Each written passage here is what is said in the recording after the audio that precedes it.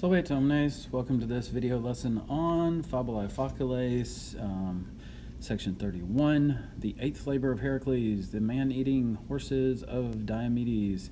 So usually this is called the mares of Diomedes, so they are female horses in the story.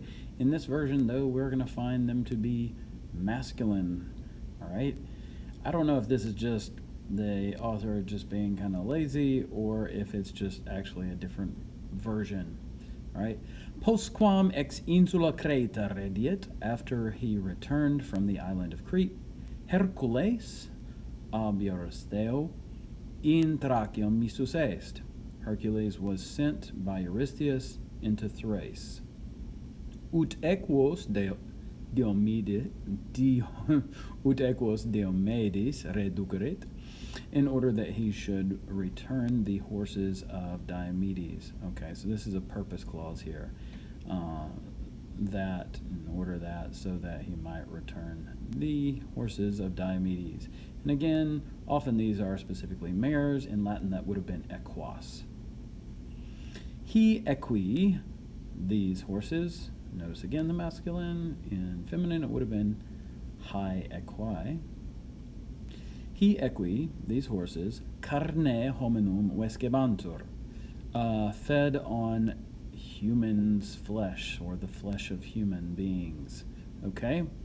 So, vescebantur, this is from vescor, which is one of our deponent verbs that are sometimes called the puff V verbs, potior, utor, fruor, fungor, and vescor.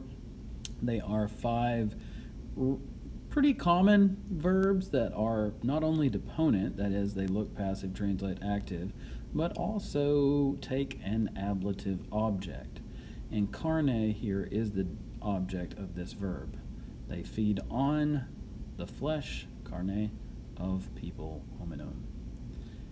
Diomedes autem, Diomedes, however, vir crudelissimus, a most cruel man, illis objuciebat, used to throw to them, or kept throwing to them, peregrinos omnes, all the foreigners, all the strangers, qui in eam regionem venerant, who had come to that region.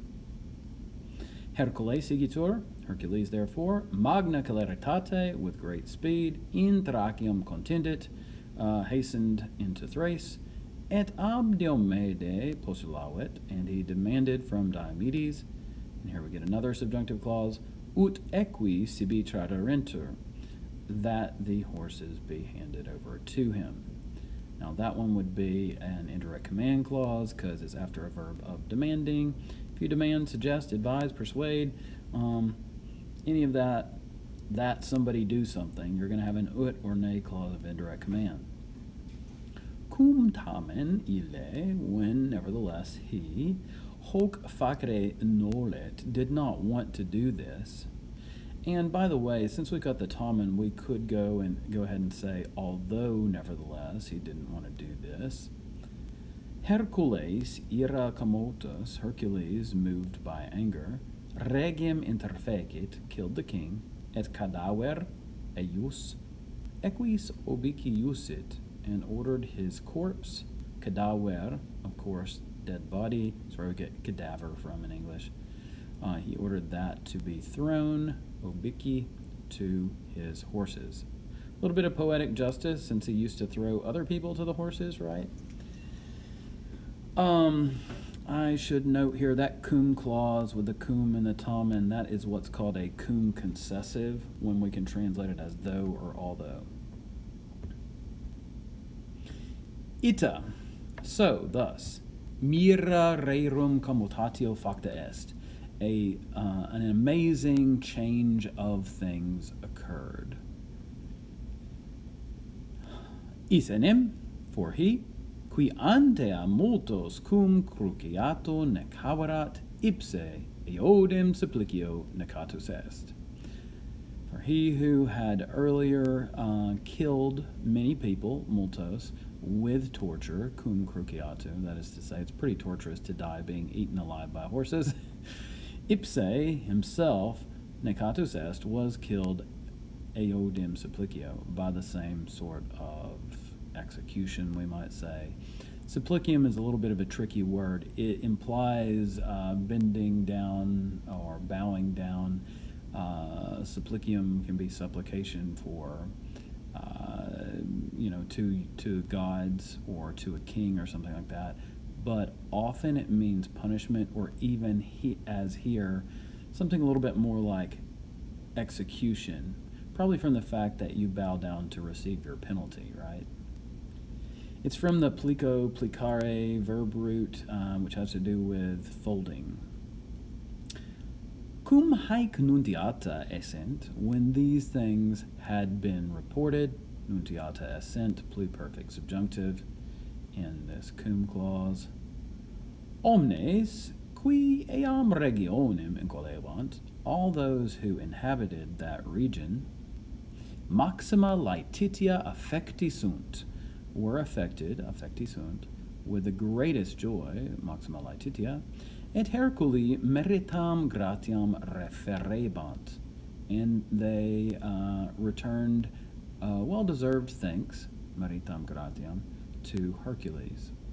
Non moro maximis honoribus et praemies eum decora verunt, they not only decorated him with the greatest honors and rewards, praemies, sed orabat, but they also begged or asked, ut regnum ipse susceperit, that he himself should take up the kingdom. And that, again, is an indirect command clause, ut through susciperit. Ille tamen, he, however, hoc facere nolebat, did not want to do this.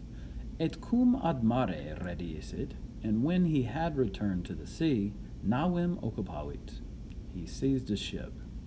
Ubi omnia ad navigandum parata sunt, when all things were ready, were prepared for sailing, equos in navi collocavit, he placed the horses in the ship, dende cum idoneum tempestatem noctus esset, then when he had obtained, noctus esset, a suitable weather, idoneum tempestatem, sine mora, without delay, e portu solvit, he set sail from the harbor. Now, solvit is short for navem solvit, he released or loosed the ship. The original metaphor here from which this set sail idiom comes is, I think, from loosing the mooring ropes, and we just say set sail in English. Et Paulo post, and a little bit later, equos in litus argolicum exposuit. He disembarked or unboarded, right? Exposuit means to put them off of the ship, basically, right? He disembarked the horses on the Argive coast or shore. All right, well, that concludes our 8th labor. I hope you learned a little bit there, either about Latin, vocab, or grammar, or perhaps just about the story itself. Volete omnes.